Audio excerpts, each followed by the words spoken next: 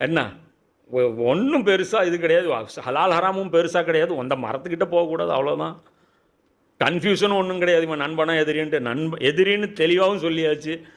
இவ்வளோ easy exam நம்ம என்ன நினைக்கிறோம், ஃபெயில் ஆகிறோம்.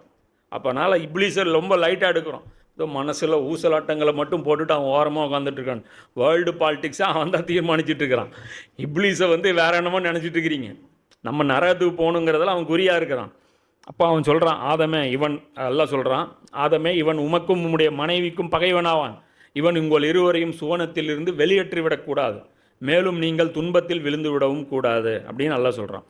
பசி தெரியாமலும் நிர்வாணமாகாமலும் இருக்க இங்கு உமக்கு வசதிகள் இருக்கின்றன. மேலும் இங்கே தாகமும் வெப்பமும் உன்னை வாட்டாது.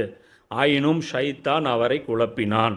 ஆதமே உமக்கு நிலையான வாழ்வையும் அழியாத அதிகாரத்தையும் தரக்கூடிய ஒரு மரத்தை காண்பிக்கவா. ஒரு மரம் இருக்கு.